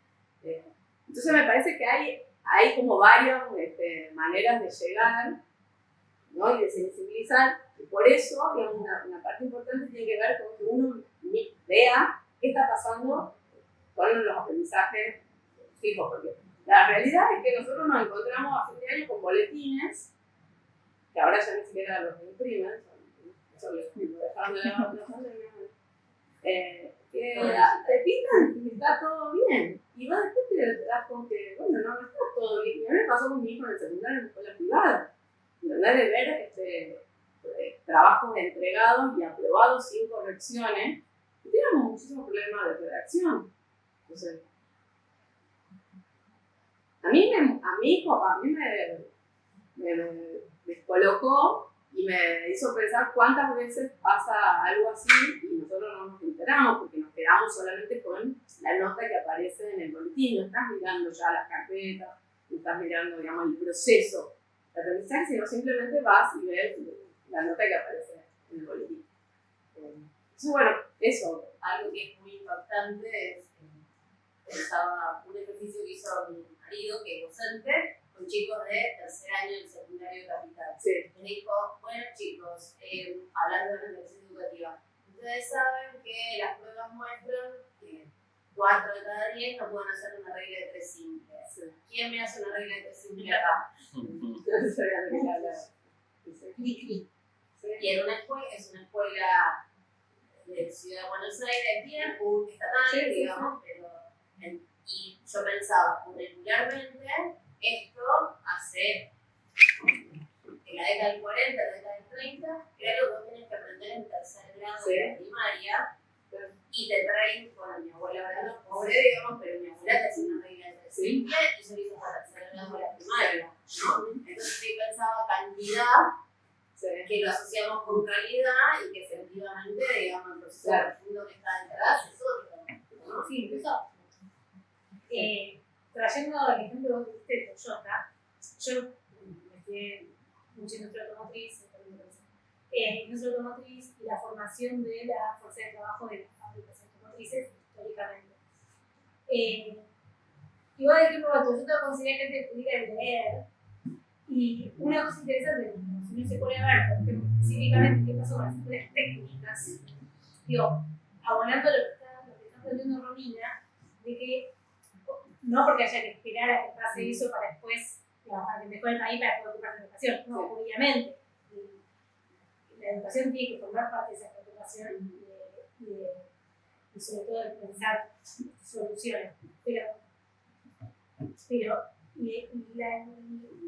a ver, lo evidente que es cómo se fueron degradando y cerrando las escuelas técnicas en relación a cómo fue evolucionando la economía y sobre todo, digamos, en particular la industria en la Argentina, es algo digamos, que no deja lugar a dudas de cómo, digamos, la crisis en la que se va sumergiendo la economía argentina va, evidentemente, repercutiendo en la educación. O sea, las escuelas técnicas, las automotrices antes tenían sus propias escuelas técnicas cerradas, que eran muy buenas. Y al lado de toda fábrica automotriz había una escuela técnica. Entonces los chicos egresaban de ahí y iban a trabajar en la fábrica.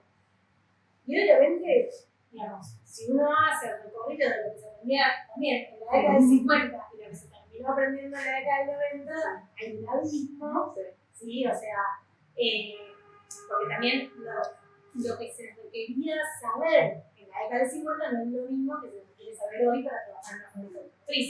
Hoy Toyota necesita gente que sepa leer y escribir. Antes necesitaban gente que supiera física, química, matemática, digamos, con otro conocimiento, porque obviamente la máquina y todo y otra cosa. Pero, digamos, justamente como simplemente necesitan alguien que sepa leer y escribir, esas escuelas fueron cerrando, los contenidos incluso también se fueron degradando. Digamos, entonces, en la medida en que, y ahí está Toyota, y de las fábricas que había, quedaron muy pocas, que también emplean menos gente que antes, porque la producción cambió, porque se produce mucho afuera, etc. Y la fábrica requiere obviamente solamente operarios, no requiere, por ejemplo, ingenieros o gente que esté pensando en, digamos, que necesite otras calificaciones. Es una región, no se requiere. Entonces, en la medida en que la economía no esté demandando eso, digamos, ¿por qué el Estado va a estar invirtiendo en algo que, digamos, nadie necesita? Sí, Digamos, ¿no? Entonces, no sé si nadie necesita, de todas maneras hay algo importante. Las fábricas no solo ya no requieren de egresados de las escuelas técnicas que respaldaban, aun cuando fueran estatales, que las respaldaban, sino que tampoco tienen el departamento de investigación investigación y desarrollo. Claro, No tienen el departamento de investigación y desarrollo porque ciertas expectativas que tenían que ver con lo productivo, que incluyera también investigación y desarrollo local, desaparecieron.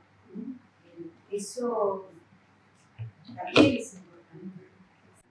exacto, o sea, eso está requiriendo una forma de trabajo más calificada. No más que sepan escribir. No, igualmente, Y está promoviendo sectores en donde ya no son una mano de obra más calificada, sino egresados de nuestras universidades pudieran aportar investigación y desarrollo aquí. Eso tiene importancia, porque sí se podría tranquilamente mejorar las condiciones de rendimiento de producción, sí se hiciera investigación y desarrollo, y ahí sí necesitaría gente calificada para pensar en equipo algunas alternativas, pero no es aquí que se considera esa posibilidad. Y la gente que está formada para poder lograrlo trabaja a distancia, no necesariamente en el país, pero trabaja a distancia en condiciones de presente precarización, en donde, bueno, ya ni siquiera necesitan, las universidades son no lugares y las empresas y los departamentos de investigación y desarrollo se transnacionalizaron y producen determinado mano de obra, know-how de profesionales o que quieras, están en un lugar que no es el lugar nacional, digamos, no estoy hablando de nacionalismo, pero no sé si se entiende. Sí. una cosita que Sí, quisiera. un segundito. Lo que estaba diciendo recién la compañera, bueno, se puede seguir discutiendo en un montón de mesas, es súper interesante. Ahora les iba a dar como 2 minutitos para cerrar. Y bueno, me dieron hasta y cuarto, pero Yo lo que quería plantear con respecto al caso Toyota, más allá de que sea medio disruptivo con lo que estamos charlando, o sea, en realidad también ahí habría que ver cuál fue el rol del ESMATA en el filtro de las personas que se presentaron a los puestos de trabajo. Digamos que ahí hay una presencia muy fuerte de los sindicatos y existe comisión de revisión del convenio colectivo de trabajo, hay interpretación, tenemos un trabajo muy codo a codo con las empresas y hay un filtro ideológico de aquellos que se postulan para los puestos de trabajo. Entonces, habría que ver, y aparte solo fue el caso de Toyota, si no tendría que haber casos en todas las empresas automotrices. Eso no quita el hecho de que la mayoría de los chicos saben sin entender lo que leen, pero yo ahí pondría el foco también por ahí en plantear. Además, hay un montón de encuestas empresariales que había hecho Paolo Roca, que era el coloquio de ideas, donde discutían que en realidad precisamente decían, es una barbaridad que nosotros tengamos que hacer 3.000 entrevistas laborales para poder cubrir 60 puestos de trabajo. Se sostenía eso. Ahora, ¿qué calificaciones demandan ustedes de sus trabajadores? Y básicamente eran habilidades blandas, que tuvieran que ver, digamos, con la adaptabilidad, la flexibilidad, lo conductual, o sea, ni siquiera estaban planteando, bueno, no, mirá, digamos, necesito, porque el titular era eso, no pueden resolver una regla de 3 simple, lo que dije antes, que lo encontramos, digamos, abundantemente. Pero cuando uno veía cuál era la propuesta, no estaban tan focalizados en la formación porque la empresa los pone, digamos, a formar in situ, sino que estaban preocupados por la adaptabilidad y la flexibilidad del trabajador.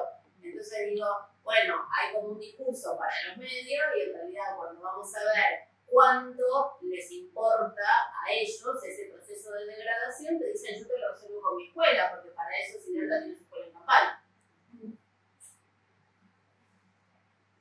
Entonces, ahí es donde me parece que los puntos se conectan de, bueno, esta crisis educativa y tiene este correlato social. Entonces, el desafío es pensar cómo saltamos esa valla. Sí.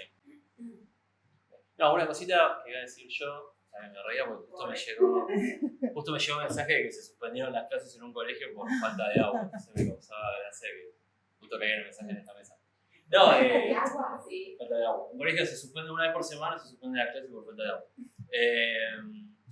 Algo que comentaba Rom y esta experiencia en misiones de piscicultura, es un montón cuando uno se empieza a ver, digamos, nosotros a partir del lanzamiento de Vida Socialista empezamos a entrar en vínculo con un montón de gente y hay un montón de experiencias, digamos, que surgen, digamos, de la propia comunidad, muchas veces vinculadas con las escuelas y que justamente, digamos, por la ausencia de un Estado que tenga esta orientación, digamos, de no ser un Estado prebendario, digamos, pasar a ser un Estado productivo, queda en la nada, digamos. Hay una experiencia en La Plata, creo que era, digamos, que hace, digamos, lo que hace Tesla a gran escala, digamos, lo hace en una escala muy pequeña en La Plata, que lo hacía básicamente, digamos, un grupo de personas en vínculo con algunas escuelas de la localidad, y que eso, por ejemplo, no tiene ninguna potencialidad.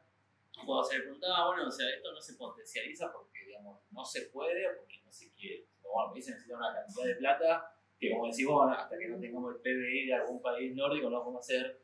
Y se necesitaba, digo, obviamente era una plata importante, no recuerdo si eran 5 millones de dólares, 10 millones de dólares, como para empezar a escalar eso. Digamos que es una plata que, digamos, Términos de países es un buen países es un vuelto. O sea, hay futbolistas que se los venden por esa plata, digamos, como cobras un impuesto a la venta de juegos de fútbol y haces eso. Y, digamos, imagínate lo que sería poder llevarle a las escuelas, donde yo trabajo realmente los últimos años. Cuando vos le preguntás a los chicos, todos conocen a Tesla, digamos, todo el Sky fantástico, los MUS, pero cuando voy a preguntar, por ejemplo, qué quieren estudiar, nada, digamos, casi nadie, digamos, tiene definido qué estudiar, qué trabajar. Imagínate lo que podría hacer que haya una oferta del propio Estado de, che, mirá, esto que está haciendo este tipo que vos lo conocés, que, digamos, es multimillonario, que todo lo que vos quieras, esto mismo nosotros lo estamos haciendo acá, en una fábrica de La Plata, y lo podés estudiar en una carrera, digamos, en la UTN o en la Universidad de Buenos Aires, y podemos, digamos, desarrollar eso.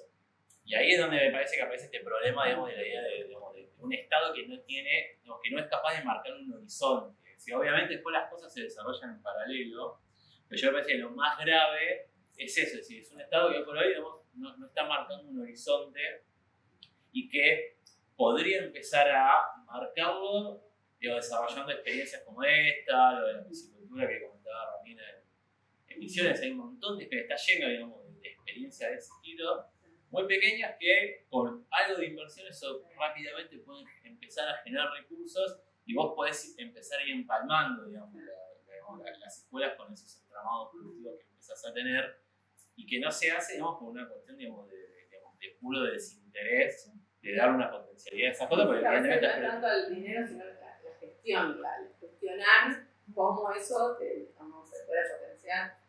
El año pasado una escuela de acá, ¿no? De la ciudad de Buenos Aires, ganó un premio re importante, no me acuerdo cuál, por el desarrollo de cultivos hidropónicos. Sí. Sí. Y que lo habían hecho, no, digamos, con profesores, digamos, es cierto, hay muchas cosas, pero vos tenés que tener gente conectada con lo que pasa en el mundo. Digamos, no podemos seguir formando chicos para un mundo que ya no existe o que va a dejar de existir en breve. Entonces, creo que pensar las habilidades, las cuestiones básicas, digamos. Yo creo que no hay trabajo que no necesite habilidad de comunicación. O sea, entender lo que lees o lo que el otro te dice y a su vez poder transmitirlo es algo básico. No es algo que igual es un vaya a problema desaparecer. general, Y lo de la social habilidad general. me parece que o sea, no es menor, porque las condiciones del trabajo han cambiado muchísimo.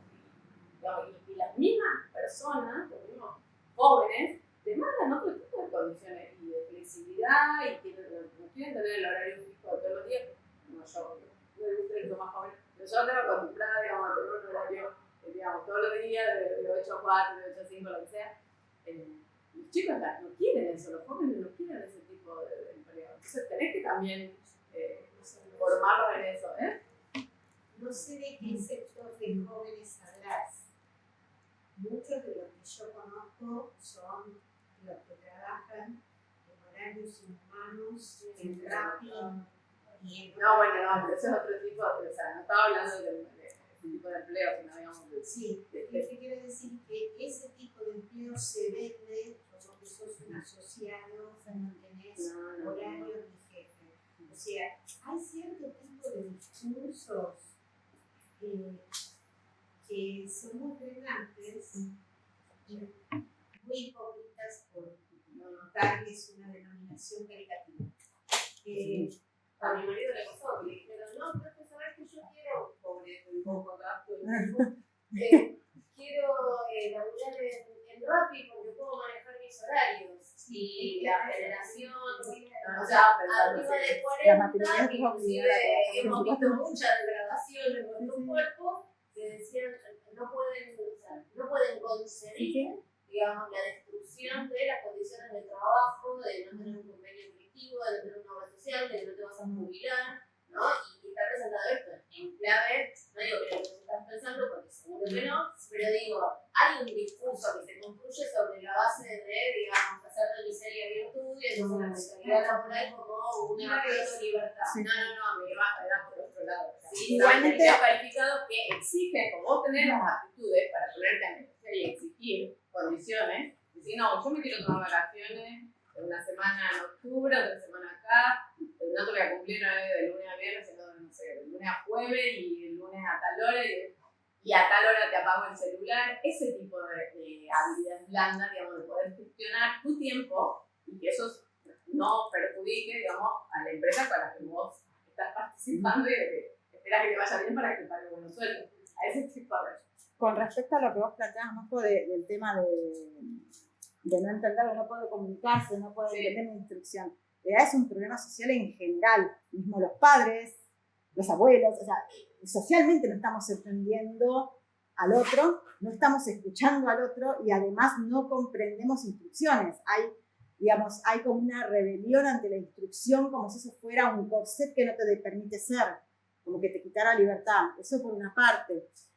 Y en el sentido de la no escucha, y en relación a lo que vos planteabas, nosotros hace años que venimos pidiéndole al gobierno de la ciudad, y no nos escuchan, de que se trabaje qué escuela secundaria quiero a partir de 5º grado, que empecemos a trabajar familias, docentes y chicos, qué escuela de secundaria van a elegir, porque es fundamental para el futuro laboral de los chicos, y no solamente para el futuro laboral, sino para plantearse qué quiero ser, y sin embargo no nos escuchan. Y entonces hay un desinterés por parte de los políticos de qué demandas tiene la sociedad. O sea, en realidad el político te escucha y toma tu demanda si tiene que ver con el discurso que ya tenía pensado. Si vos estás planteando algo disruptivo con respecto a la idea de la que fue la reunión para buscar apoyo político, no te escuchan.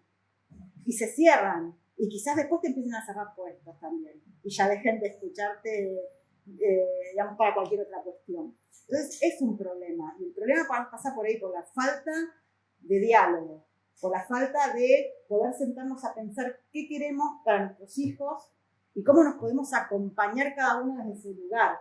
Y en este sentido, digamos, lo que yo, digamos, planteo con respecto a la relación de las familias en la escuela, no es estrictamente para la escuela de gestión estatal, lo hablo desde mi experiencia como cooperadora, digamos, de qué es lo que se vive y cómo vas construyendo relaciones. Pero a mí me parece que esto es, digamos, algo que se necesita trabajar en todas las cuestiones educativas, tanto en la privada como en la estatal. Me parece que es fundamental, si no, no hay manera de poder, digamos, abordar en principio y construir la base social para poder generar transformaciones adentro de la escuela que permitan que nuestros hijos tengan una educación de esa calidad, que empiecen a pensar desde una perspectiva científica, no desde una perspectiva ideológica bipolar, que en realidad es una mirada absolutamente superficial, y que empiecen a pensarse también ellos como sujetos y qué futuro quieren y qué país quieren construir. En este sentido, me parece que eso es algo importante que tenemos que abordar. Bueno, ¿alguna otra pregunta? Si no, vamos a... Agradecemos a María José, a Débora y a Nicolás, y bueno, los invitamos a que sigamos en las mesas. Ahora podemos ir al auditorio a ver la mesa de apertura, y un aplauso.